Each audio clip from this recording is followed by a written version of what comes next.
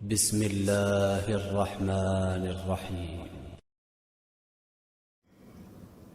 بسم اللہ الرحمن الرحیم۔ السلام علیکم۔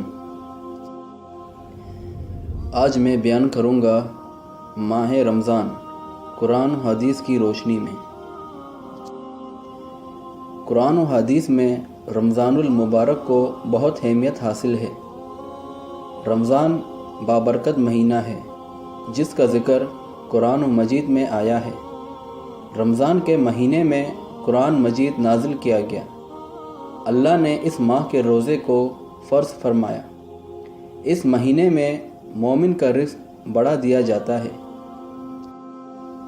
جب مسلمان روزہ رکھے تو اسے چاہیے کہ اس کے کان، آنکھ، زبان، اسی طرح دیگر اعضاء کا بھی روزہ ہو، یعنی اس کا کوئی بھی عضو اور جزا اللہ تعالیٰ کی نافرمانی میں استعمال نہ ہو۔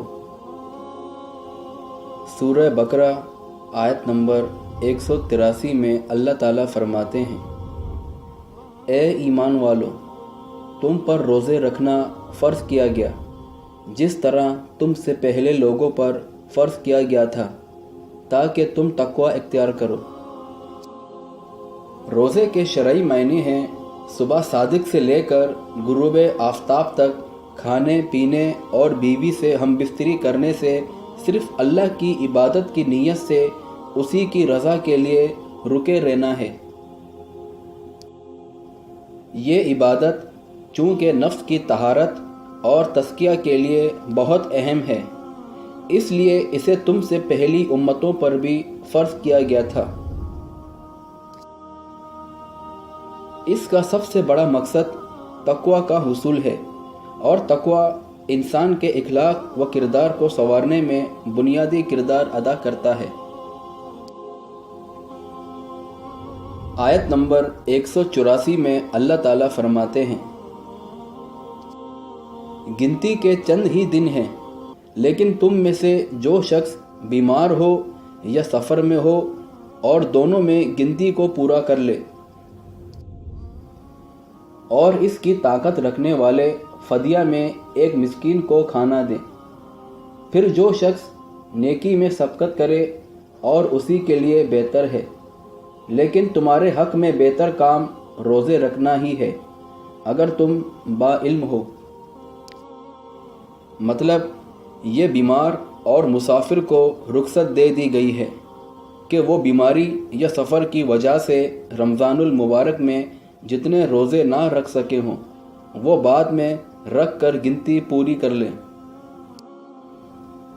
حضرت ابن عباس رضی اللہ تعالیٰ عنہ سے منقول ہے، اور امام بخاری حدیث نمبر 4505 نے بھی اسے پسند کیا، یعنی جو شخص زیادہ بڑھاپے یا ایسی بیماری کی وجہ سے جس سے شفا یابی کی امید نہ ہو روزہ رکھنے میں مشقت محسوس کرے، وہ ایک مسکین کا کھانا بطور فدیہ دے دے،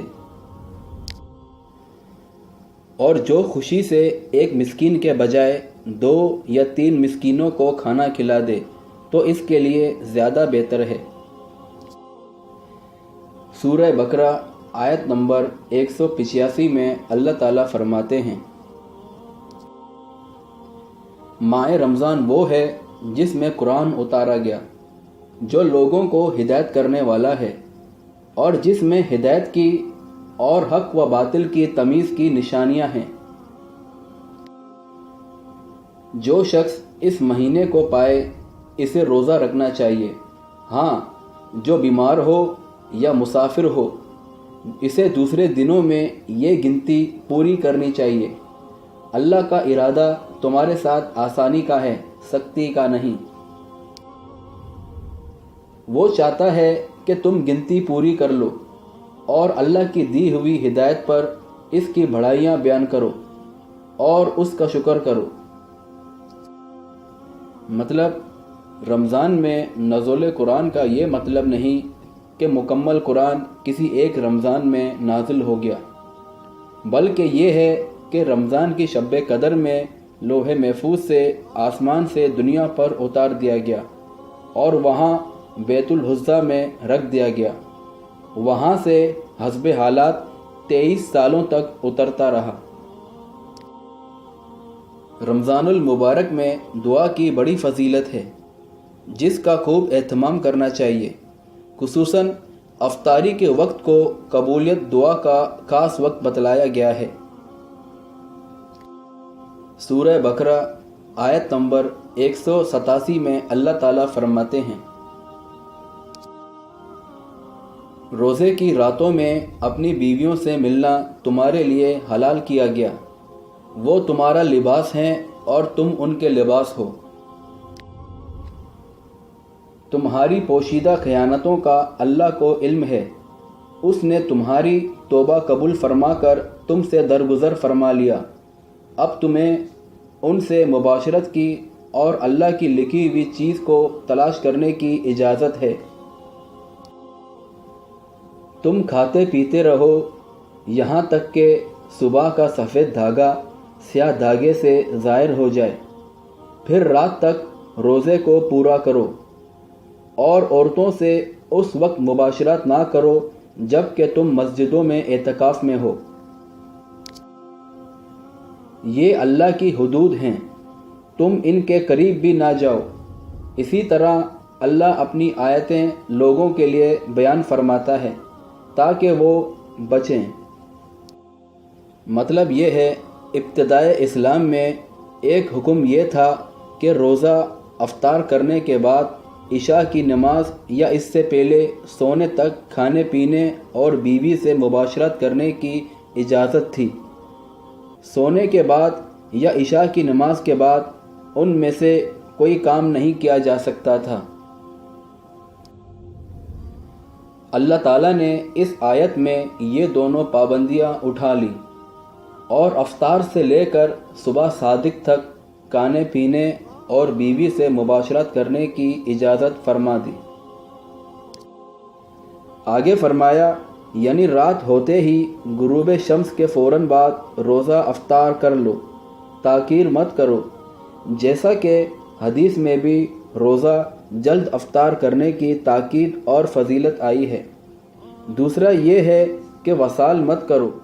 وصال کا مطلب ہے ایک روزہ افطار کیے بغیر دوسرا روزہ رکھ لینا۔ اس سے محمد صلی اللہ علیہ وآلہ وسلم نے نہایت سختی سے منع فرمایا ہے۔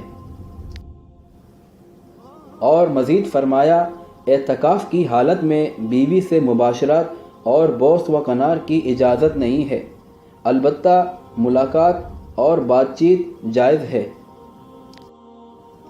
اور یاد رہے، اعتکاف کے لیے مسجد ضروری ہے، چاہے مرد ہو یا عورت۔ ازدواج مطہرات نے بھی مسجد میں اعتکاف کیا ہے۔ اس لیے عورتوں کا اپنے گھروں میں اعتکاف بیٹھنا صحیح نہیں، البتہ مسجد میں ان کے لیے ہر چیز کا مردوں سے الگ انتظام کرنا ضروری ہے تاکہ مردوں سے کسی طرح کا اختلاط نہ ہو۔ جب تک مسجد میں معقول محفوظ اور مردوں سے بالکل الگ نظام نہ ہو، عورتوں کو مسجد میں اعتکاف بیٹھنے کی اجازت نہیں۔ اور یاد رہے، اعتکاف ایک نفلی عبادت ہے۔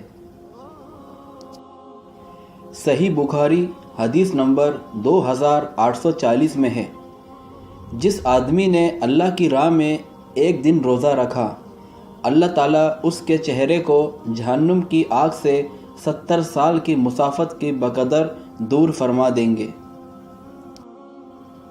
سنن ابی داؤد حدیث نمبر 1609 میں ہے۔ رمضان المبارک 2 ہجری میں اللہ تعالیٰ نے صدقہ فطرانہ فرض فرمایا۔ یہ مسلمانوں میں سے ہر آزاد، غلام، مرد، عورت، چھوٹے اور بڑے پر فرض قرار دیا گیا ہے۔ حضرت عبداللہ بن عباس رضی اللہ تعالی عنہ اس کی حکمت بیان فرماتے ہیں